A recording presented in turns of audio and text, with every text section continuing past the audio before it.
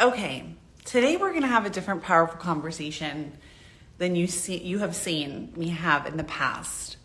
One of my dear friends, Laura, who I love dearly, we got connected by God, really, but by divine circumstance, Laura and I got connected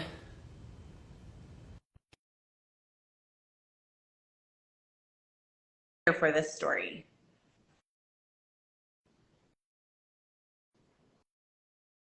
You declined the thing. You got to ask again, Miss Laura. For some reason, you declined it. You've got to request again. You might have to come out and come back in. So Laura's going to request again. She might have to come out, come back in. We're going to have a powerful conversation like we've never had before. So we can invite you, actually. Let's see if that works. There. Oh my God, this blonde hair. I saw it yesterday. I almost fell over. I was like, okay, yeah. All right. I was giving a little intro, but your hair is just chef's kiss. Thank you. All right. You're welcome. So, has it been a year? Has it been a year? January, February will be a year. Yeah. Okay. So Laura and I got connected, and I would say really by God's intervention is how I'm going to put it. But it was through a networking group, and Laura is like the queen of networking and has inspired me to do a lot more networking, which we show up to things together, and it's so fun. But she does, she has an event called Fight for Freedom, and it is around human trafficking. And one of my old clients said, you should talk to Sophie. She's my coach.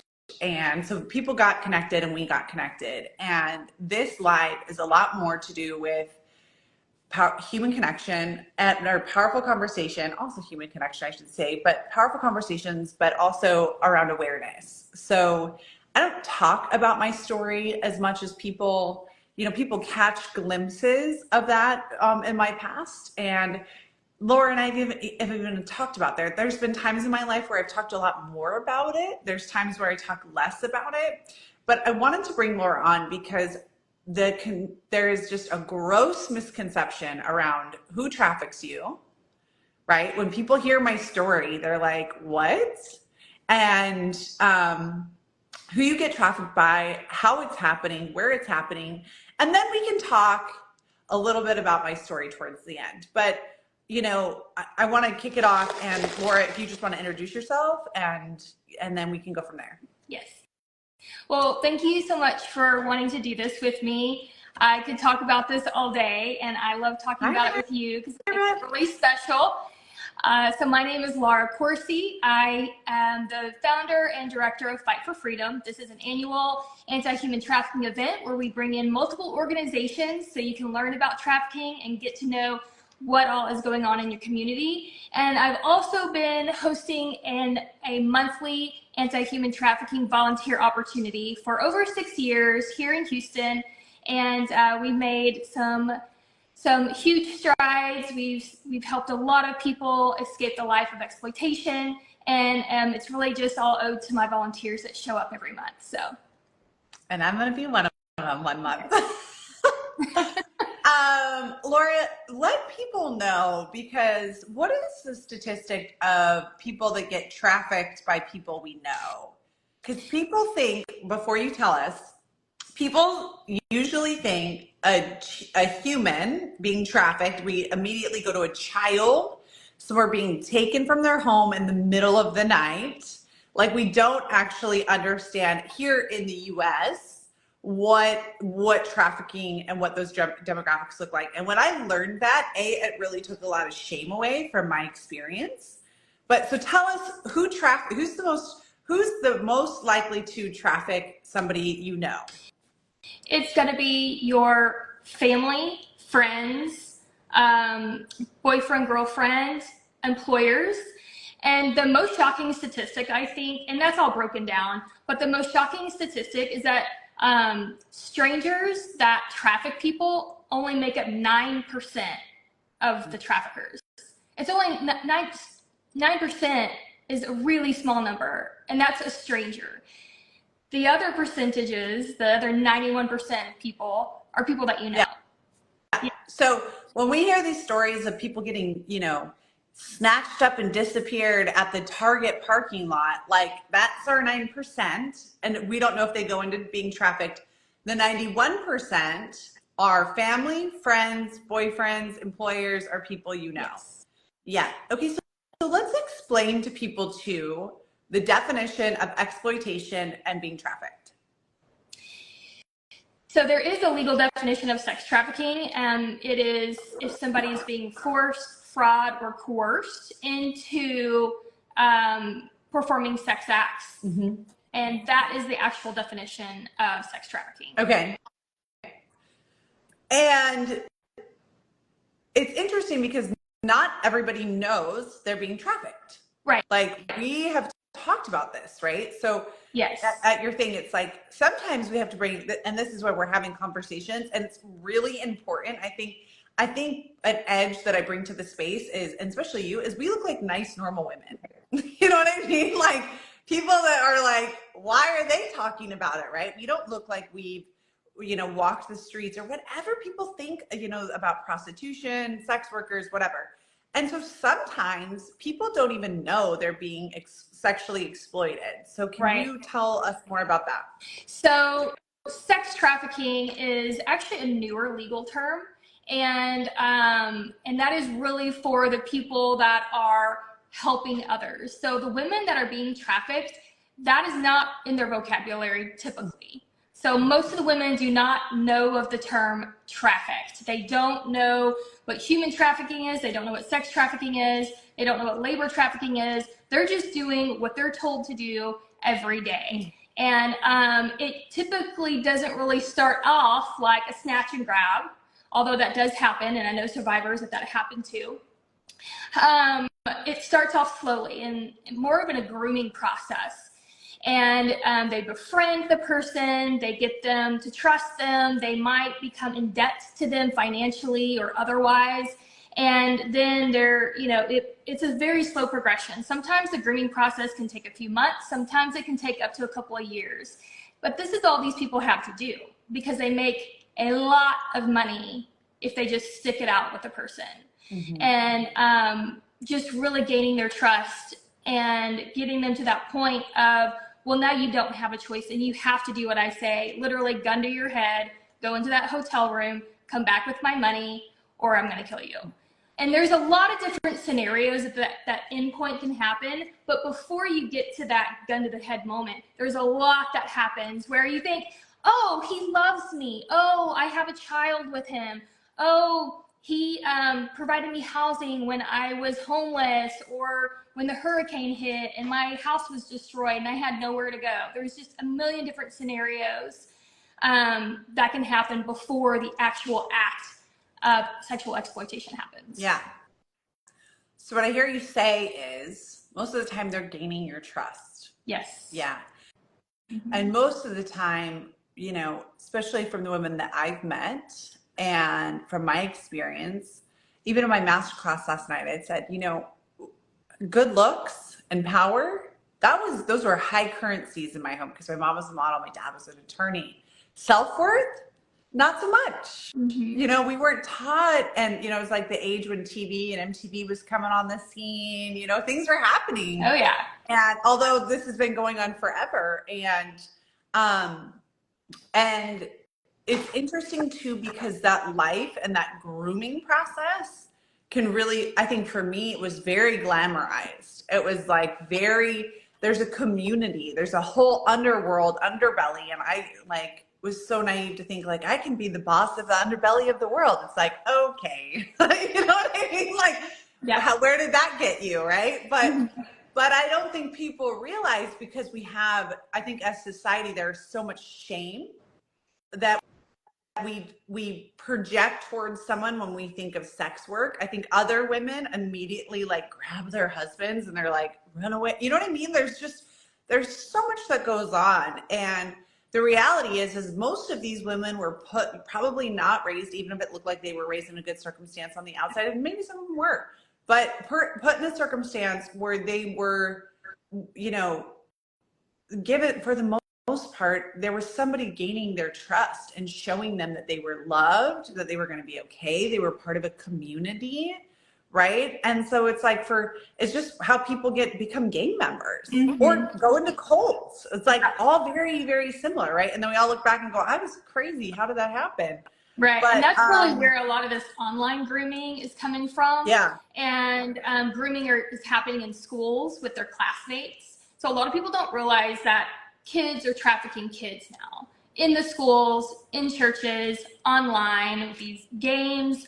What does that look like? Especially Tell me with what that girls. looks like. If you're like a mom and you got a teenage daughter, what do you want to be looking for?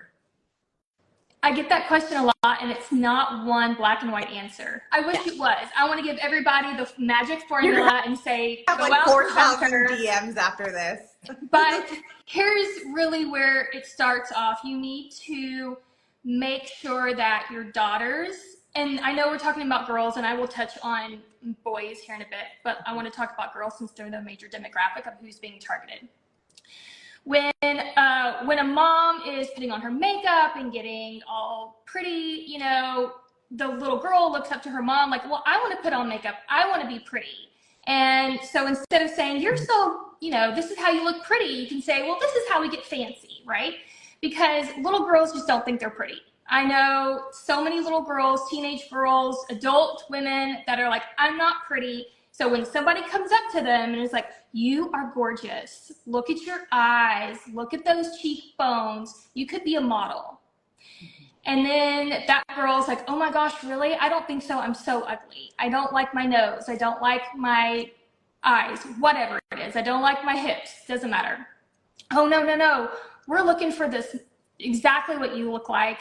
And why don't you just send me some more photos of yourself, right? And so it can start off real innocent with just some regular photos. And then it's like, oh, well, you would look really pretty in this different light. Why don't you just wear a tank top? Why don't you just wear a bathing suit top? And it gets less and less. And then once that first photo, like the first real uninnocent photo is sent out there, then it turns into sextortion. So sextortion is a newer term, but it's extremely common these days. It's happening more online. Or if a child is bringing a girl to a party, let's say her parents just got divorced, she just broke up with her boyfriend, so she's vulnerable. So we have the spotter that's out there. They're like, hey, this girl is now like a target. I've spotted her. Let's get her to this party. And she's thinking, oh my goodness, this popular boy wants to invite me to this party, or this popular girl wants to invite me. And then they get these girls there, and they're getting photos, they're getting videos, and they're blackmailing these kids, and they're not emotionally equipped on what to do with that. Because parents are thinking, my child will never blank. Yeah. If you're a parent that says, my child will never blank, you need to stop. You need to say, well, maybe I don't know for sure because I have not been in their position because I'm in a different generation than they are. Yeah. Yeah. Totally. And I think too, today it's with technology and with kids, we all want to be seen and heard even as adults, right? But really now with the internet and kids being part of something and how that looks, I can see even in how my situation versus younger kids now, how much easier it would be to be seen, heard, loved by the wrong person that knows what they're doing. I think that's the scary thing. My circumstance was so interesting in some ways because like all the right things had to line up, and they did. Like the perfect everything had to line up. But then when I was in front of that person was an expert. That person had been doing this. And that's the scary part, is it's like the perpetrator, the groomer, the pimp, the whatever, the exploiter, they know what they're doing. They're professional. This is a profession for them. And that's what makes it scary. Like that's the difference of like, my child would never you need to open your eyes and understand that there are people out here that like, it is not this is a lifestyle, this is their livelihood, and they're making money on you thinking my child would never. Exactly. Yeah. And it's so important just to have more conversations about this with their kids. Do they want to talk about this with their parents? No. Do we want to talk about this with kids? No. It's uncomfortable. But the more you do it, the more they're like, okay, I get it now. And you just give them examples. Say, oh, I heard this story and this is what happened, and give them details. So if that does start to happen in their DMs or at school or with a teacher or a boyfriend, whoever it is, then be like, well, they did say that like several times, and maybe that's going to raise a red flag. And then they're going to say, well, my mom and dad said, you know, if I ever did something and something wrong this happened, that I could come to them and they wouldn't be mad and they wouldn't get me in trouble. I can just tell them, hey, I think I'm in a situation that I'm not sure of. But if you don't talk about it, or you talk about it once a year, they're not going to be, it's not on the forefront of their mind. They're kids. Yes. It's like in, out, right? Yeah. Like you tell them something and they like, oh, I get it. And then 5 minutes later it's over here because they're thinking about their Roblox thing or whatever it is. Yeah. Right? And so you just really have to drill it into them a lot, but not in a, don't do this, you can't do that. Just have like, this is the story in the news today, or I met this lady and this is a conversation of what happened to her daughter, whatever the case may be. Yeah. And I think the more we talk about it and the more that other moms talk about it, because before trafficking can even happen, right? Before, and like you said, in schools and online and everything that's happening these days, is it's like there's this unawareness, innocent child that is then gets in the right things line up and then they get educated by the wrong person.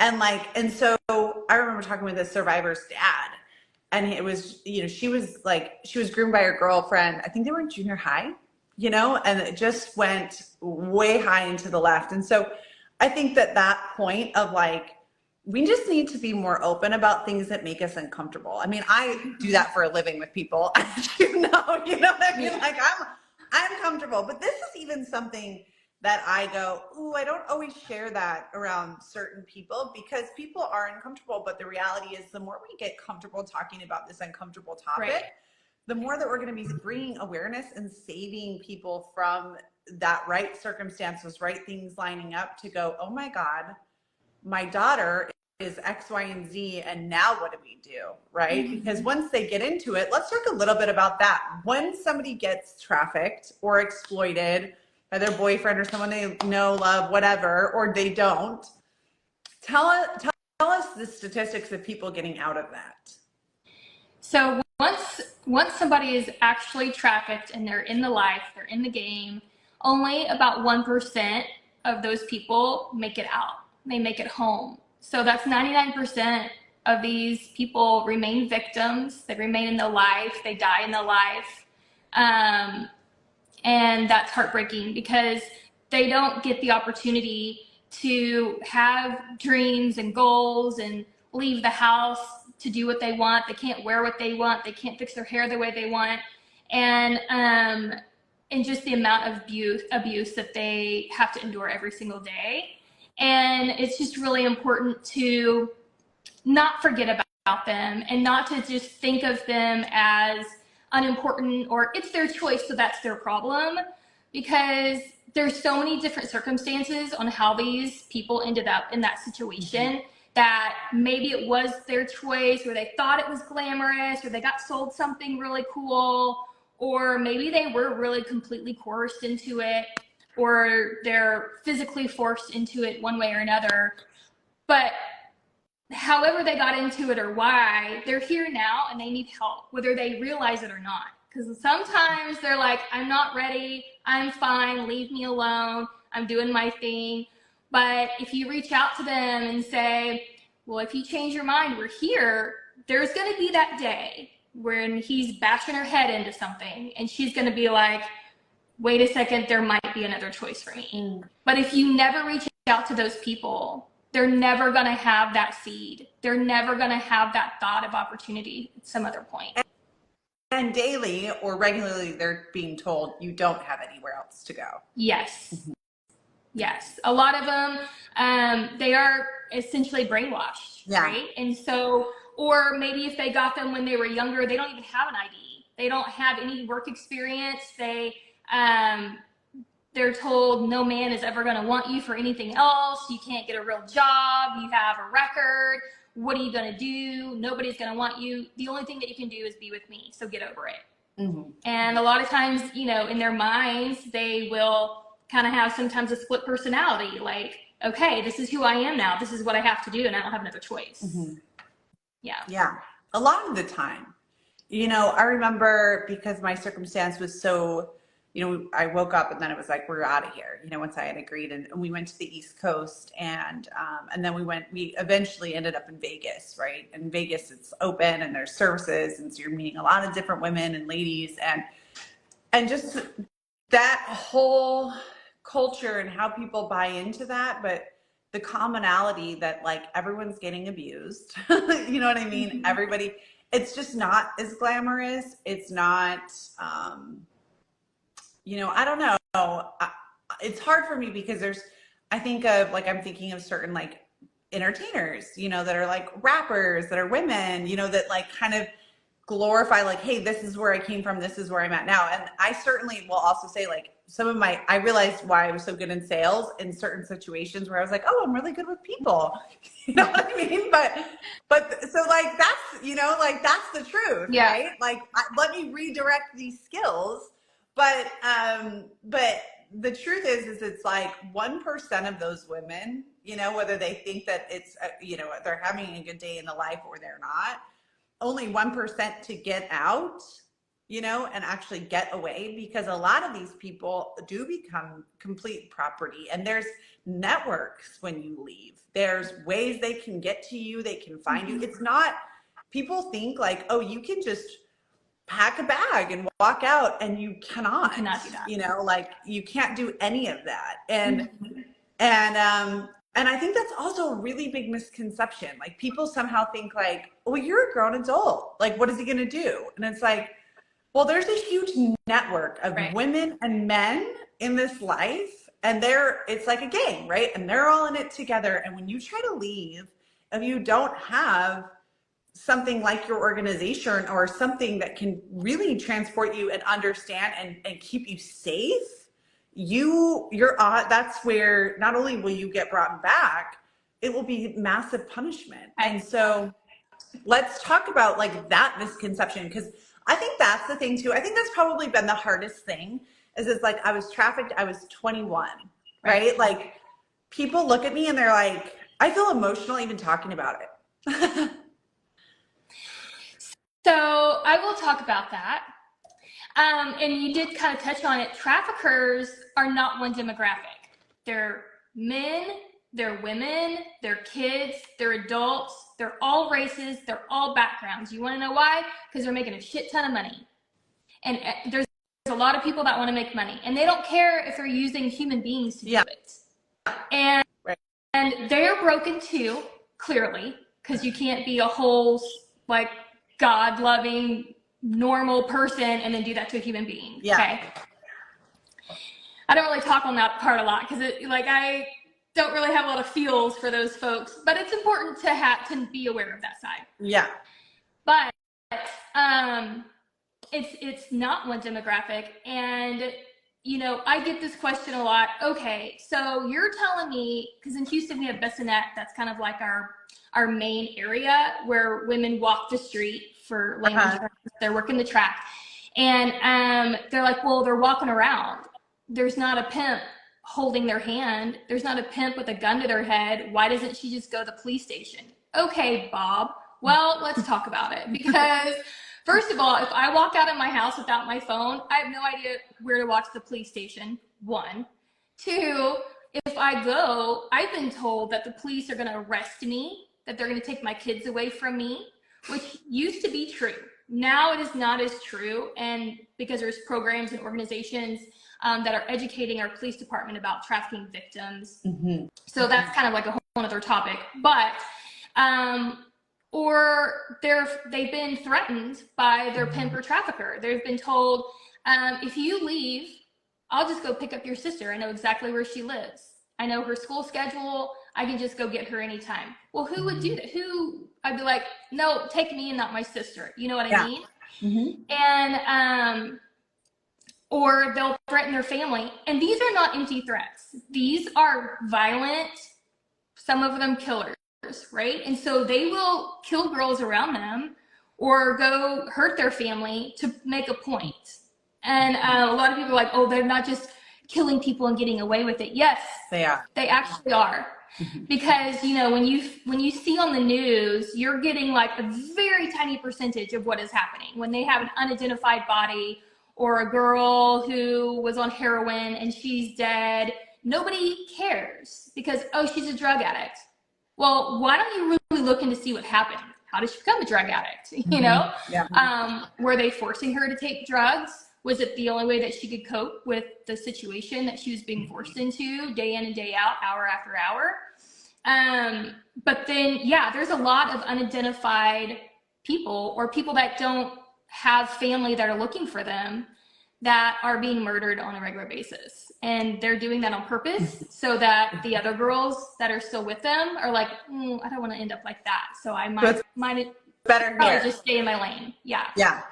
Yeah. I remember when, because, you know, I was like, I went the full like circle of that, like, you know, so I was taken away from everyone I knew. So a lot of people don't understand too. It's like the woman on Bissonnette could be from New York. She doesn't know where she's at.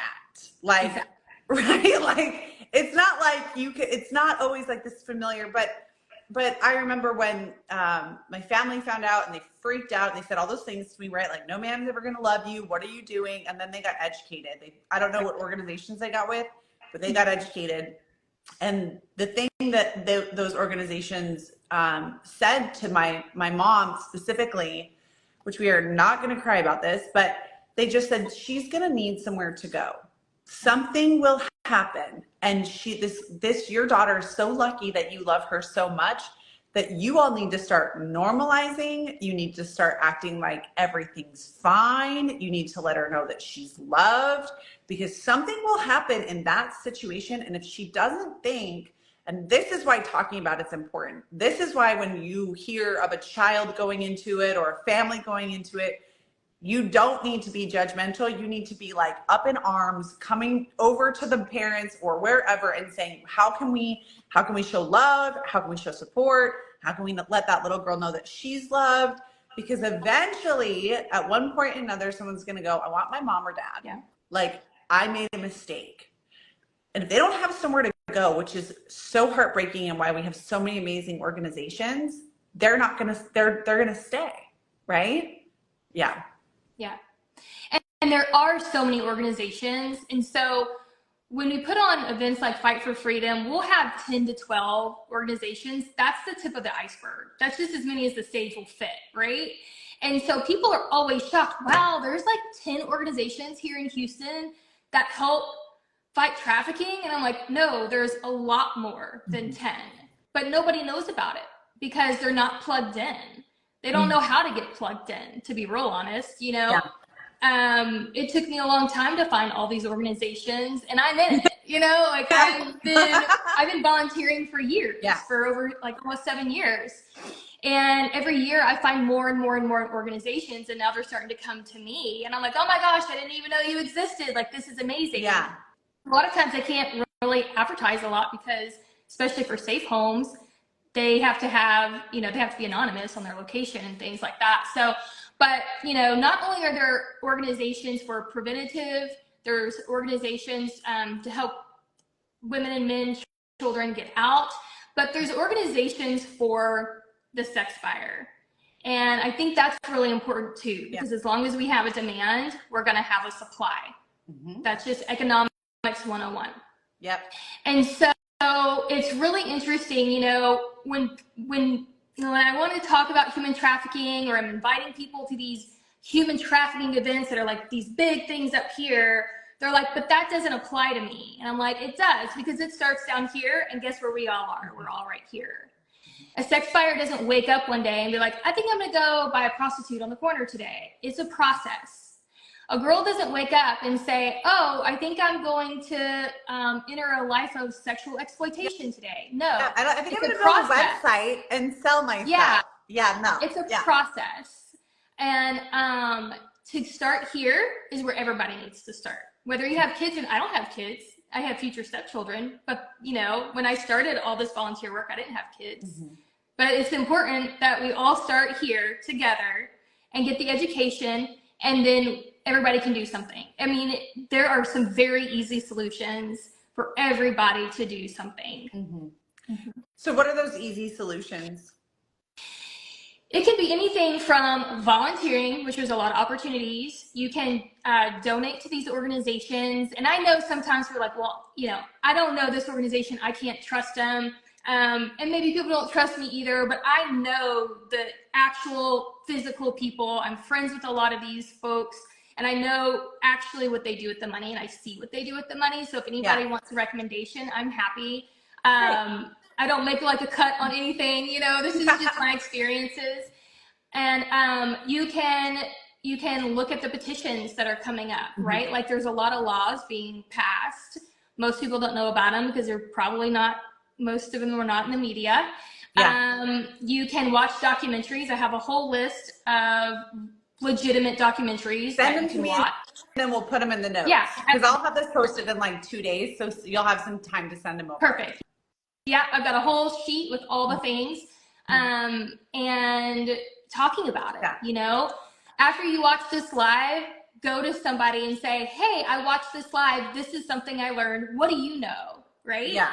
Let's talk about it more. And sometimes it's uncomfortable for people to just kind of like randomly go to a person. But if you kind of stay plugged in, follow these organizations on social media, and that can be your starting point, just like anything else. Like, oh, I saw this post on this. Yeah. What do you think about it?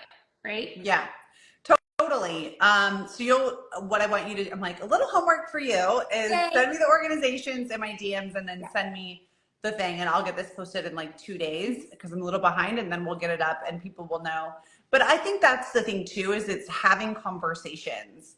It's so interesting. I can't tell you. Well, I didn't talk about my trafficking experience for a good decade. So I lived a lot of different lives, different states, super successful in real estate, all the things. And then the women's home here on Westheimer, I went and I gave a talk to these women about housing, and if they were in an abusive situation, how they can get out of their housing. And I was in real estate, and I was educating, because I was like, hey, I have been here. And okay. Sorry, I'm like reading Lori's comments. Then I just remember God just putting on my heart, like, share your story with these women. Like, let them know, because they're in a shelter right now, and like you really have lived a life, and you've gotten out of it, and you've made something of yourself, and people need to see like that's possible. Yeah. And I remember sharing that, and just the room, just you could feel like everyone in the room just opened, like, and it was like, we're not alone in this. And either whether somebody had that experience or not, you know, I think people coming together and sharing, right, and listening, like, this is what I went through, or this is, especially, I mean, I just see it so much with, like, I have girlfriends that have teenage girls, and it's like that mom demographic. I hope you hear this. I hope you watch it. I hope you really take it in. Any type of exclusivity, mean girl, my daughter would never, like any type of superiority that goes on in there, that is so, so dangerous. You know what I mean? Because it's like, it just takes one queen bee in that thing to let like that whole hide. And so you want to be open, and you also want to understand it. Like, I remember I was a little girl that other little girls couldn't play with because I didn't have a mom at my house, you know, like, because I was from Utah and we were Mormon, or they were Mormon, and all of these things. And I think about, wow, if people would have just been a little bit maybe kinder to me, I probably wouldn't have gravitated towards liking bad boys as much as I did. You know what I mean? Because I was never. And so we just have to be open. We need to be kind. We need to allow people the space to share, and understand that if we find somebody that's in this, or something's going on, we just need to be like zero judgment and full support. Yes. You know, because it's just a situation where you just, until it happens, you just think it'll never happen. Mm-hmm. Or you literally think it happens to like whatever your judgmental mind thinks. you know, and then all of a sudden you hear about it. And I think that's why it catches people off guard so much, because people go, oh my God, you? And it's like, yeah, well, I liked Bad Boys, and then I liked to party, and then this happened, and then I lost my job, and then this happened, and then this happened, and then all of a sudden this guy showed up and he said I could live with him and that he loved me. Yeah. You know what I mean? And then all these beautiful women came around and they had all these diamonds and they were telling me how great this life was. And all these things were happening really fast. And then all of a sudden, after a few weeks, I was like, oh, I think I could do this. And then I was taken to New York and I thought it was really glamorous, right? And no abuse started. And then it's like, oh, by the end of that 6 months, I was, you know, being beaten like close to death and thinking, oh my gosh, I have to get out of here. What happened? If I can go, I think I've deleted the post, but I'm in front of the women's home. I should send it to you. You'll probably cry. I'm in front of the women's home. It's the day that I like came out about my story, and I'm standing there like with my hands up, and I write it like kind of, it's like very real about like just the thought process of like, what happened? Like I met this guy, then this, and then this, like, how did that happen? And I think that that's what people don't realize is like, your children are being groomed. We as adults are being groomed. You can be exploited getting in, like the economy could be hard. You could, you know what I mean? Like there were women that came up to me that were like, I was a full-blown adult. Like I needed support, and this man came in and tried to help me. So I just think that we need to like take off the idea of what a sex worker, prostitute, somebody that's been, you know, trafficked, whatever that looks like, and just realize it's happening like right underneath your nose. And the more that you can just show up and go, I'm here to be of service. Yes. I had no idea. Yeah. Right. Yeah. And it's really just looking around. So Crime Stoppers and Elijah Rising both have these amazing free van tours that you can sign up for.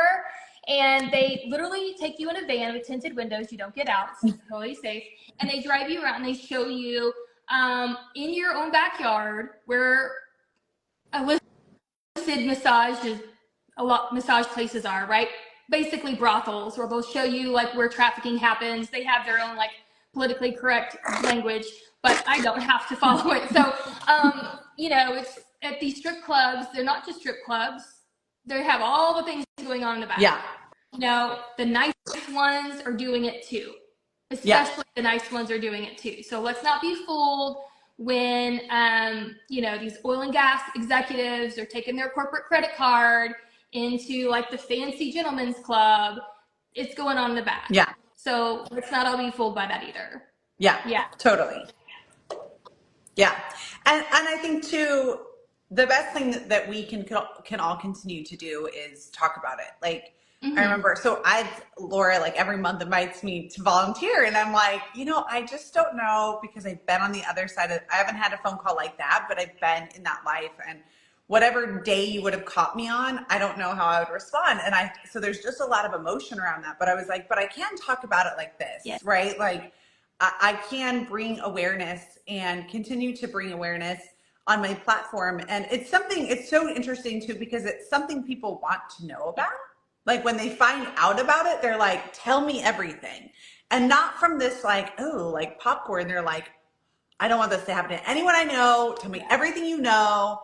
And so I think the more that you can talk about it, and we'll put those statistics too in the post. I'll have you send those to me.